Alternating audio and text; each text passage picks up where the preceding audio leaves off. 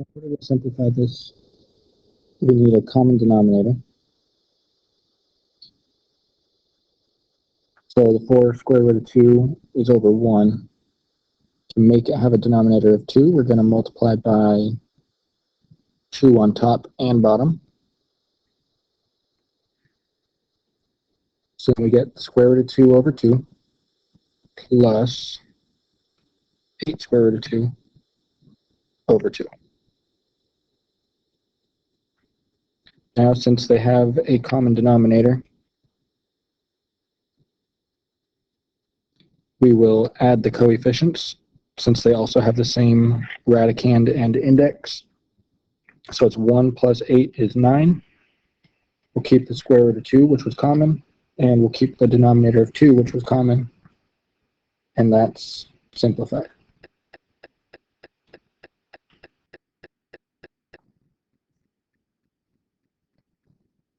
In order to combine square roots when they have different indexes, we're going to change those into rational exponents or fraction exponents. So this becomes 5 to the 1/3 power. The index becomes the denominator. And then 10, since this is a square root, it's got an index of 2. Our denominator is 2. We need them to have the same denominator for the exponent, so we're going to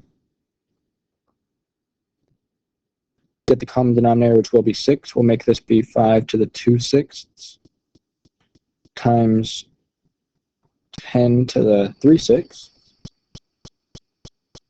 Since the denominators are now the same, the denominators are index, and we get 5. We keep the numerator of our exponent, so that's 5 squared times 10 to the 3rd.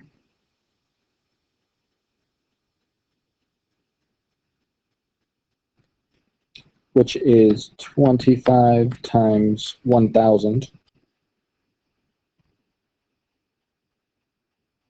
So that's the 6th root of 25,000.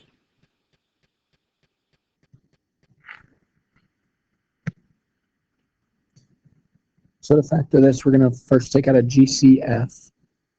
Since they both have an x plus 2, we will factor out an x plus 2.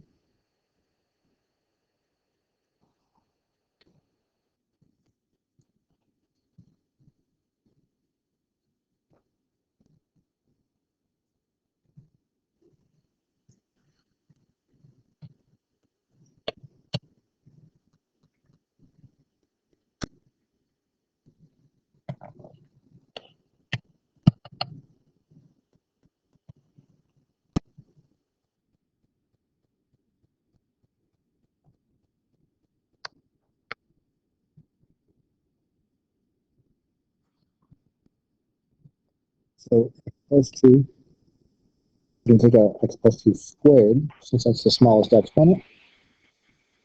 And we're left with a 3. There's still an x plus 2 minus 5. And then the x plus 2 squared we factored out, so that's gone. Inside the brackets here, we can simplify by distributing 3x plus 6, and then minus 5.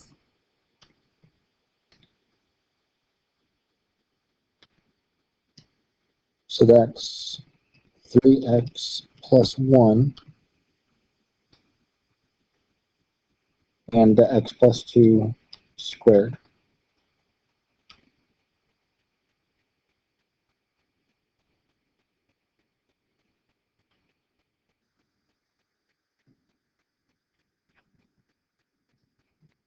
So this is a difference of squares, because 121 is a perfect square. That's 11. And x plus 1 squared is x plus 1 squared. So since it's a difference of squares, you take the square root of each term. once with a plus and once with a minus.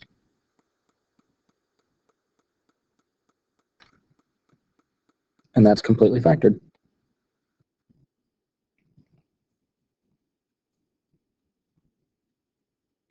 So this is just like factoring a regular trinomial. It's just made a little bit more complicated because it's an x minus 2 instead of just an x, and the exponents are fractions. So x minus 2 will go in the front of each factor.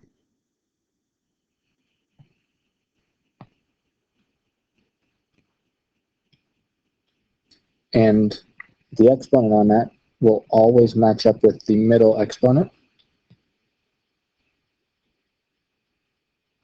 And that works because x minus 2 to the 1/3 times x minus 2 to the 1/3 would be x minus 2 to the 2/3. So then we're looking for the two numbers. If you do the x method, they have to multiply to equal negative 30 and add to be 1. We know that 30 is 5 times 6. And since it's negative, one of those will be negative. It has to equal 1, so 6 minus 5. So we have negative 5 plus 6 to finish off our factors.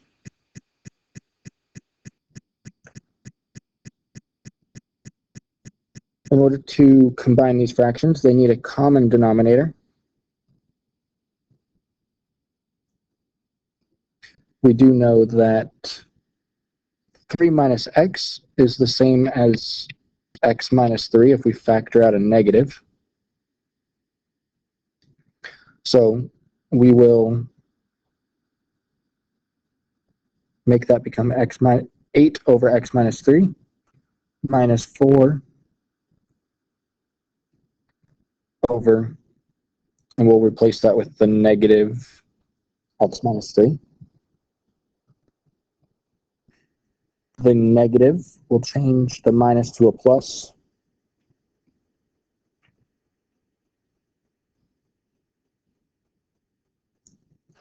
Now, since we have common denominator of x minus 3, we add the numerators. 8 plus 4, we get 12 over x minus 3.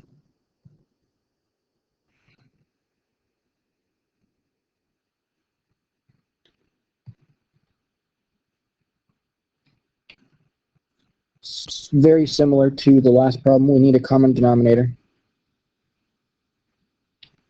So our common denominator will be what we get when we multiply our denominators together.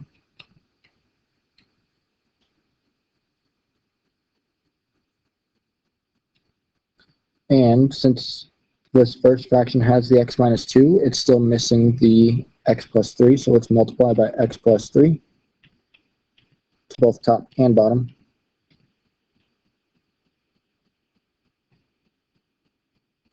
And our second fraction has the x plus 3, so it's missing the x minus 2. We'll multiply that to both top and bottom.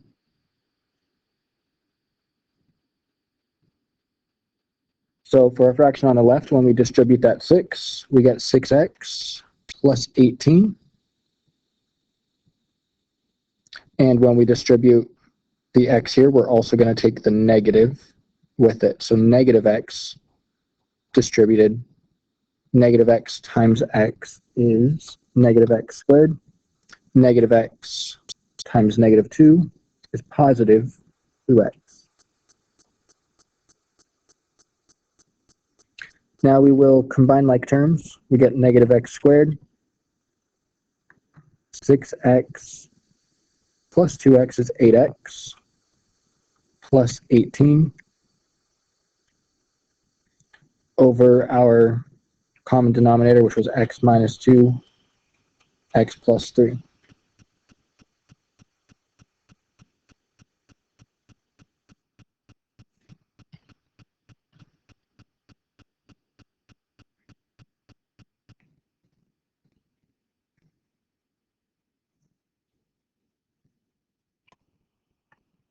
So for this one, since it is a division problem, we are going to factor all four parts. Since it's division, we will also flip our second fraction. So factoring the 10z squared minus 5z, there is a common factor of 5z. We're left with 2z minus 1. Then on the bottom, there's a greatest common factor of 3z squared. And then we're left with a z minus 2.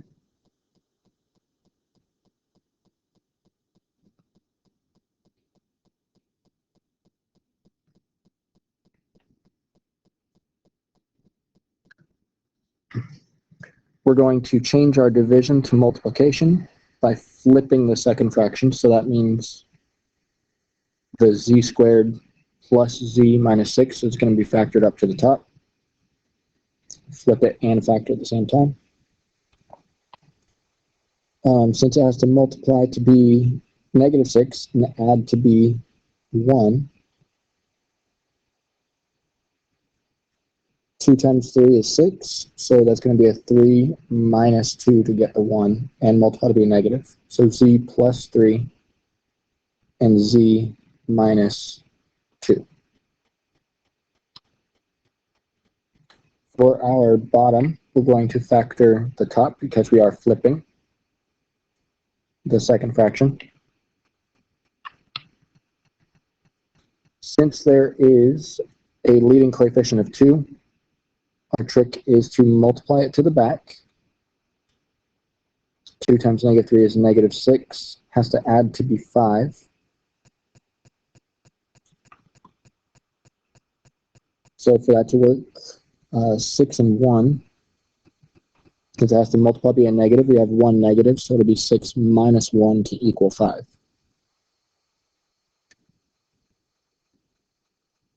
So we put the z plus 6 and z minus 1 as our two factors. But since we used the trick to multiply the leading coefficient, we now have to divide by that leading coefficient, reduce the fraction. 6 plus 6 divided by 2 is 3, so that becomes z plus 3.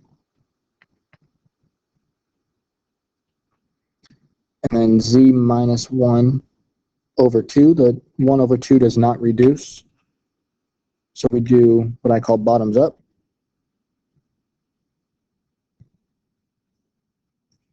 And we multiply the 2 in front of the z. 2z minus 1. Now everything's factored. We're looking to cancel anything on top with anything on bottom. 2z minus 1 cancels with the 2z minus 1. Z minus 2 cancels with z minus 2. Z plus 3 cancels with z plus 3. The numbers in front, 5 and 3, do not reduce. So that's 5 over 3. Then we have a z over a z squared. We know that since those are the same base, we would subtract exponents. So that would be 1 minus 2 is negative 1, which means it's a z to the first power on the bottom. Or you could think of the one on the z on top cancels one of the z's on the bottom.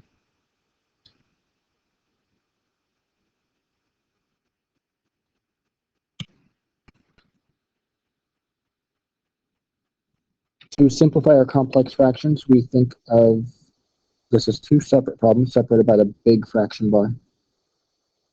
So that's 9 over x minus x over 1. We need to get a common denominator, which would just be x.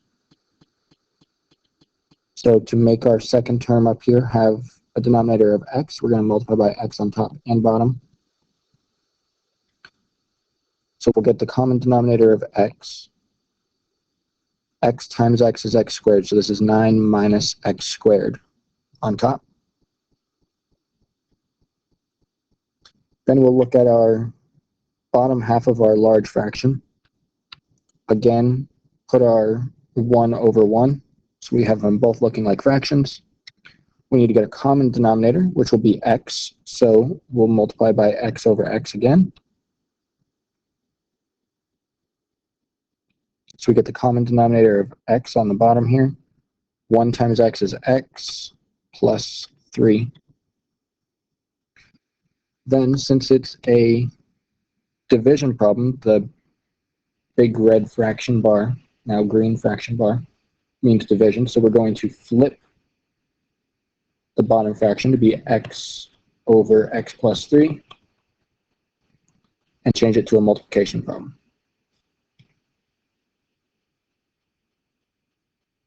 Since the 9 minus x squared can factor, let's go ahead and do that.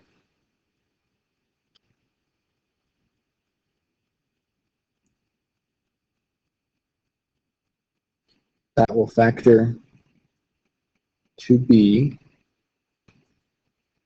3 minus x, 3 plus x.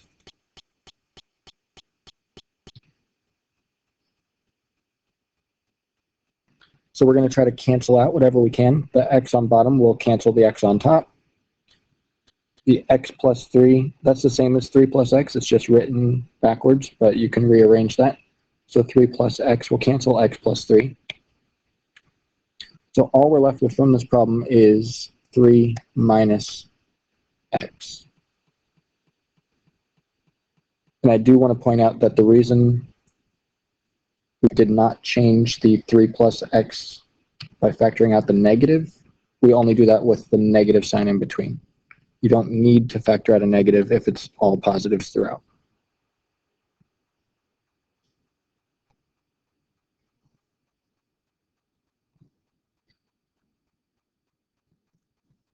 This last one, very similar to what we just did.